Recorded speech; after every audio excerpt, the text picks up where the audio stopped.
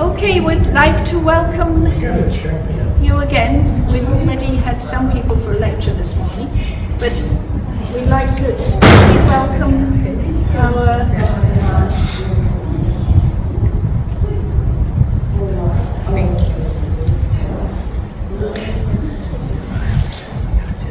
so we're having a celebration today for Mataji's birthday, although it's not her birthday today, but it's close.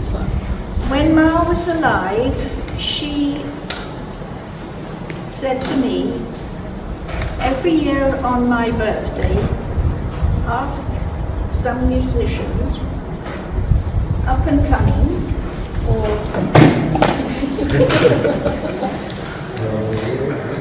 anyway, ask some musicians to come and give a little concert. And then she wanted to bless the musicians. Because Ma was always very fond of the arts. And if you go in the temple, you can see she was patronizing the sculptors in India who made all the white marble statues. She would patronize them because that's such a marvelous skill, but she also loved music, musicians. So that's what she said to me, and that is why she was last here 10 years ago. She passed away, took Mahasamadhi in 2015, so that is almost 10 years, isn't it? But we're still carrying on with it. Last year, of course, it was the pandemic, and we did have a little Indian girl sing Indian songs, and then we also had classical Indian dancing 1 year. And 1 year there's a South Indian music teacher in Bombay, and she brought all her students for the concert. So that we've had a variety. Now this year, Jennifer, I asked Jennifer because Jennifer is a wonderful cook, and all these people come for our lunch, and Jennifer always makes a wonderful dessert, and they're always from a different country. So I asked Jennifer, because I knew she played the cello, if she would organize a little concert this year. So we're very happy to have Michael with us here, and Ayaka. Yes. And I know Ayaka was your student. Yes. And Michael is my friend. We've played multiple times together. Came together a lot. It's very good. So we're carrying on with Ma's wish, and then after you'll play for a little while, and then we have Sharon Hayden here, who is a very early disciple of Ma, and she lives in Merritt Island. She's going to play the dulcimer for a little while and sing, do a little bit of singing. So, do you want to say anything, Jennifer? Sure. The first piece we're going to play is I Feel a Special Request by Shama. She wanted to hear some Vivaldi, so we made that happen. And since we play viola, cello, and bass, there's nothing written for viola, cello, and bass, so I wrote this out for us, so hopefully it's accurate.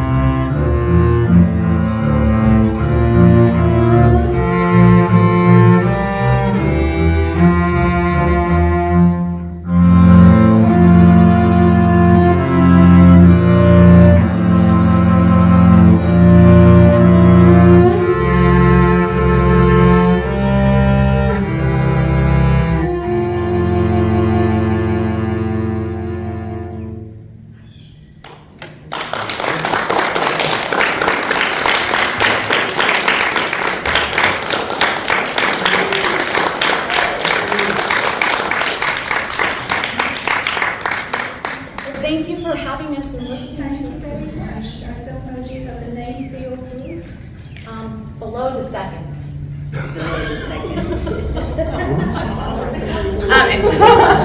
We're all below second violins in the orchestra, so we never get to play together. Like, this is not a typical ensemble. Well, thank you very much.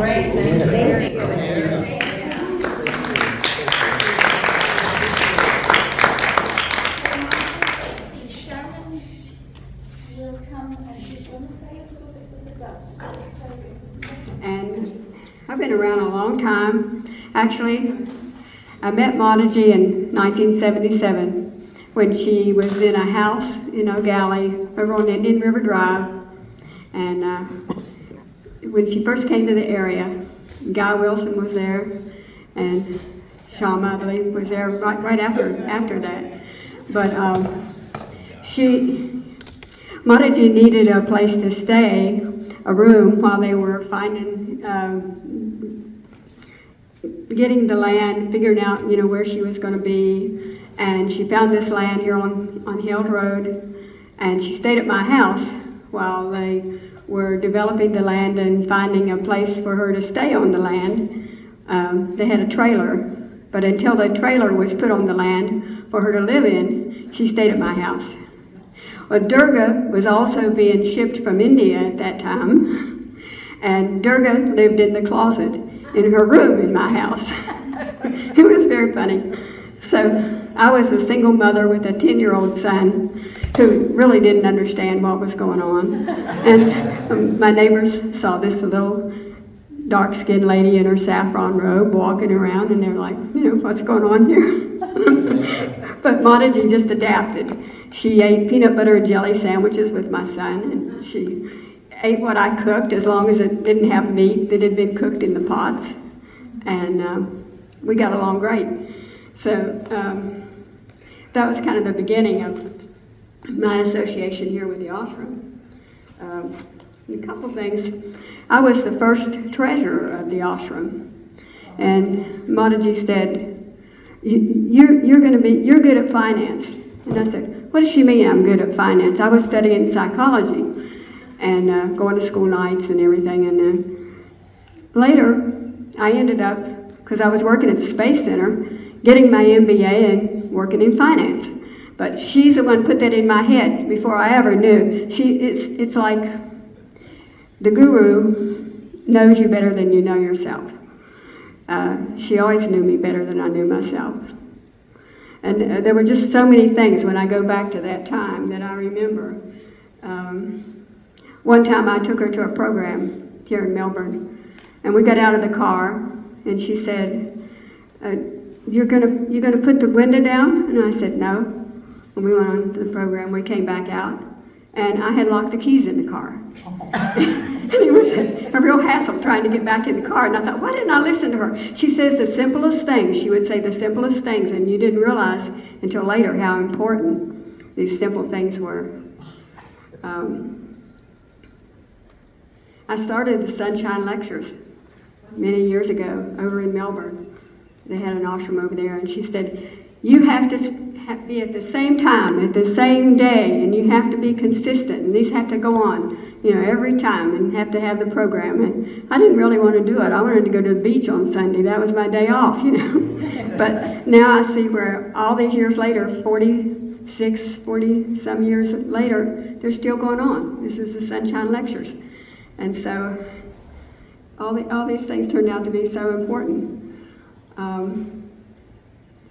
So anyway, that was like 46 years ago. My mind had to go back to that time. So many things that I'd forgotten about. So I don't know what else to say about Mataji. There's just so many things. We were like connected. When you're close to her, you were like connected somehow. And so I decided to test it one day. I went to work at the Space Center, and all day long I'm thinking in my head, Mataji, I need you. Can you hear me? And I just kind of kept doing that over and over, during the day, just kind of testing her. I came home. She met me at the door, and she said, what is it? You were calling my name so loud. I went through the house looking for you. I thought you were here. So So it's just all kinds of things like that would happen. But that's about all I can say. I mean, just I'm really sorry that a lot of the people here didn't get the chance that I did to know Mataji, and what a wonderful person she was, and what an effect she had on my life. Just things I never realized would happen, and it goes back to her. She blessed my house. You know, after staying there, I never had a problem with that house. I left the area for 10 years. And during that time, the house I had one renter, wonderful person, kept good care of the house. I came back, got ready to sell the house, had the carpet replaced. The man who replaced the carpet bought the house and paid me way over what I ever paid for the house in the first place, because the profit, had gone up. So it was just a blessing, and I know she blessed that house. And it's just, I don't know what else I can say here. That's about it. I wish you'd known Mataji. Shama, what did you do to me? I'm supposed to play my humble little dulcimer here after those beautiful, magnificent instruments I just heard. No, you said that you've only taken up music for the last few years, and this is another thing Mataji wanted us when we get older, take up something. Yes, she always said, as we get older, we need to kind of reinvent yourself and keep learning, and that's what I've done. I never started playing music or singing or anything until after I retired. And after I retired, I was able to play a little bit of bridge, and I started playing duplicate bridge and going to tournaments and stuff like that. Just things to keep your mind going, and Yes. So that's an influence too that she had on me. Yeah. So this is a dulcimer. It's a mountain dulcimer. It comes from the Appalachian Mountains. It's really the only instrument that was invented here. Most of the instruments came over from Europe, and Scotland and Ireland, all the songs and things. But this particular instrument came from the Appalachian Mountains. And so I'll start with it, and we'll just have fun. I want you to sing along with me. We can share these. This is just some choruses for some of the songs, and you can sing along with me and just have fun with it. The first song that I'll do is, the reason I like folk music too is I'm from West Virginia, so Appalachian Mountains, and folk music has stories to it. And to me that's real important, to tell the story. So the first song I'm going to do is called Trite Secrets. It's actually written by a dulcimer player. So when we get to the chorus, everybody sing along with me.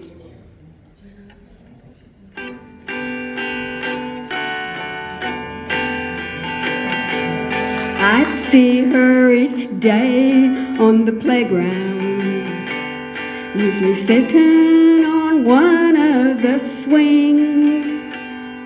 Antique ribbons and lace, too much rouge on her face. She'd rant and she'd rave and she'd sing. I know that those folks say I'm crazy, just a crazy old lady who chatters. Crazy I may be, you shouldn't listen to me. I just sing of some trite things that matter. She sings, and sing along with me. Play like a child in the park, sing like no one can hear, sleep like you're never afraid of the dark, and wake like there's nothing to fear. Dance like no one is looking, love like you've never cried, eat like it's always home cooking, and work like your dreams never die. All I have to give are trite secrets, but mostly I've wasted my chance here. I might not have hungered if I'd lived by them younger. It might have been a much sweeter dancer. I know they sound simple and corny, not with stringing together in song. But what can I do? They might be tried and true, so I still have to pass them along. Well, one day her swing set stood empty, likewise her seesaw and slide. After checking around every playground in town, someone confirmed she died. They knew of no kin who survived her, no possessions to pass on along. So I told them about her trite secret, and I went home and I wrote down her song. Play like a child in the park, sing like no one can hear, sleep like you're never afraid of the dark, and wake like there's nothing to fear. Dance like no one is looking, love like you've never cried, eat like it's always home cooking, and work like your dreams never die. That Sunday I went to her graveside. I could not let her go home alone. To my surprise, half the town had arrived, amazing folks that she'd known. All of it spoke of her kindly. I stepped forward to sing them her song. I was not surprised when through glistening eyes everyone there sang along. They sang, play like a child in the park, sing like no one can hear, sleep like you're never afraid of the dark, and wake like there's nothing to fear. Dance like no one is looking, love like you've never cried, eat like it's always home cooking, and work like your dreams never died. Eat like it's always home cooking, and work like your dreams never die.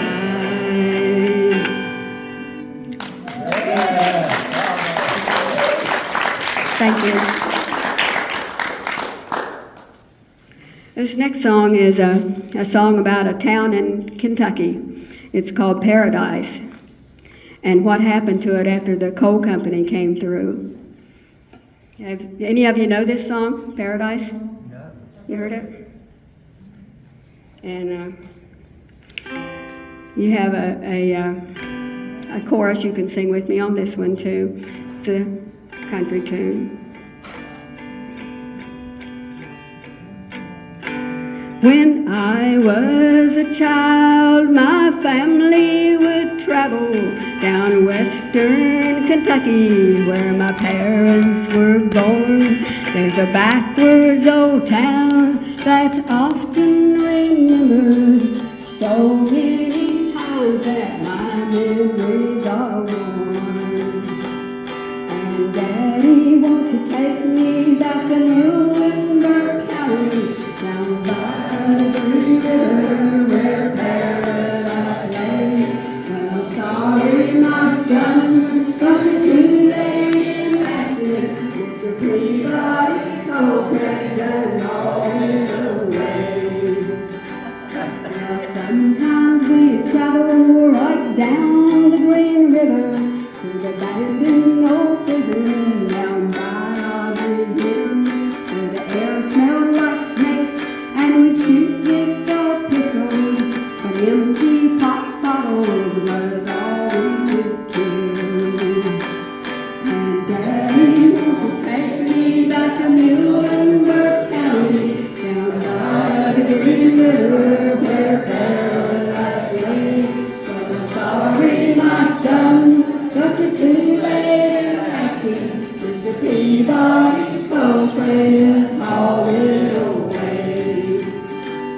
And the coal company came with the world's largest shovel, and they tortured the timber, and they stripped all the land. So they dug for their coal till the land was forsaken, and they wrote it all down as the progress of man. And Daddy wants to take me back to Muhlenberg County, down by the Green River where paradise lay. I'm sorry, my son, but you're too late to pass it. It's the midnight snow train that's rolling away. When I die, let my ashes float down the Green River, and the cold roll on up to the Rochester Bay. I'll be halfway to heaven with paradise waiting, just 5 miles away from wherever I am. And Daddy, won't you take me back to Muhlenberg County, down by the Green River where paradise lay. I'm sorry, my son, but you're too late in asking. It's the Peabody's coal train that's hauling away. Well, I'm sorry, my son, but you're too late in asking. It's the Peabody's coal train that's hauling away.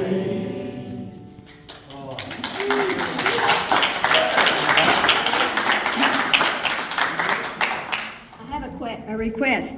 Will the circle be unbroken? You guys know that one. I was standing by my window on a cold and cloudy day, when I heard all that, heard some rolling for to carry my mother away. Will that circle be unbroken by and by, or by and by? There's a better home awaiting in the sky, or in the sky. Undertaker, please undertaker, undertaker, please rise slow for that lady you are carrying. Lord, I hate to see her go. Will that circle be unbroken by and by,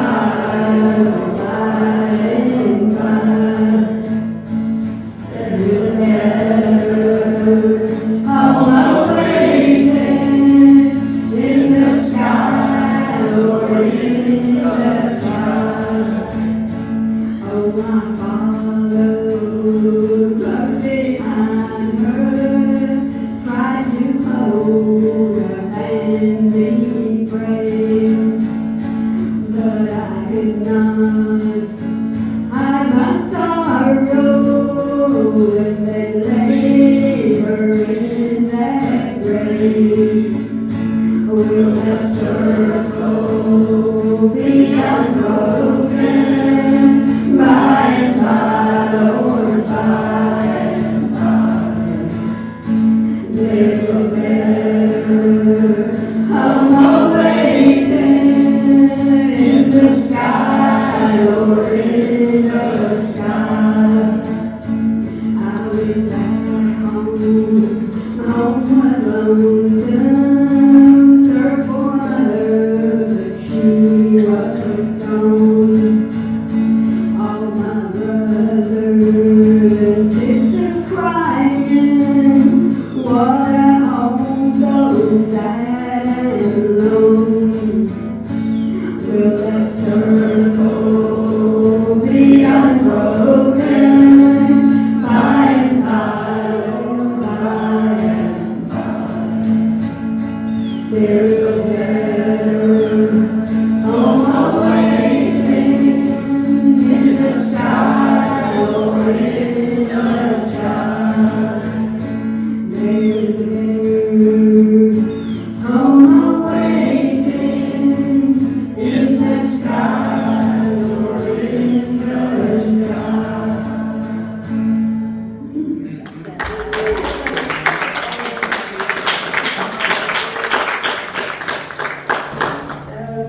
Yes, let's just, you did say till 11, but does anybody want to sing one more? When a flower grows wild, and always survive wildflowers, don't care where they grow. If you want to sing out one thing.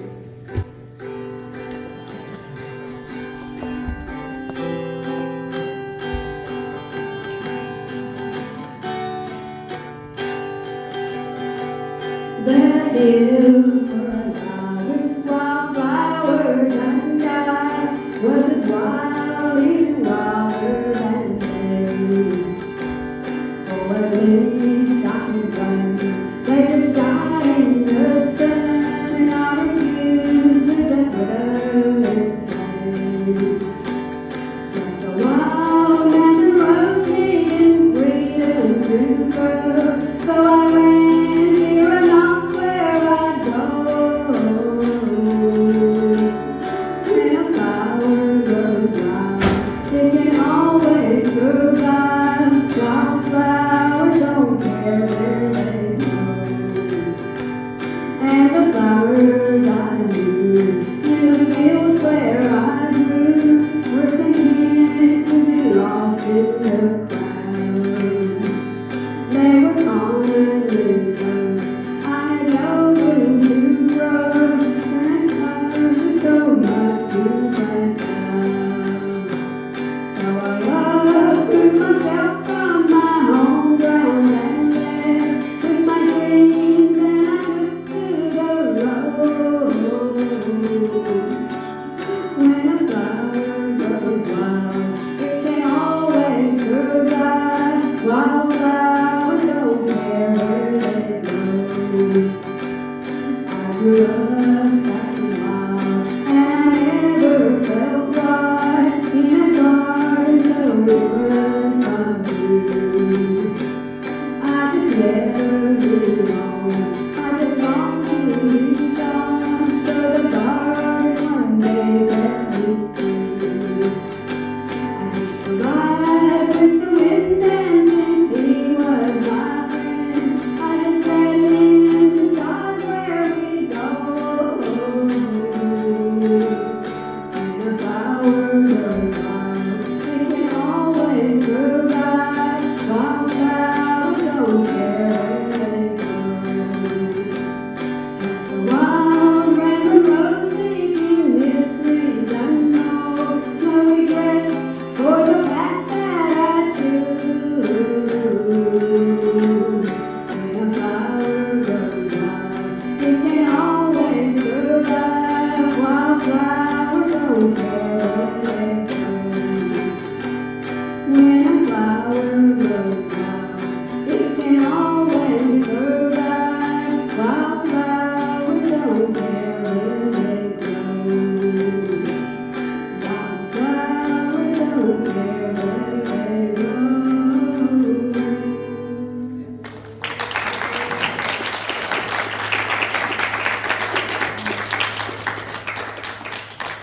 Thank you, Sharon. And Sharon only started singing after she retired, correct? Yeah, I'm still working on it.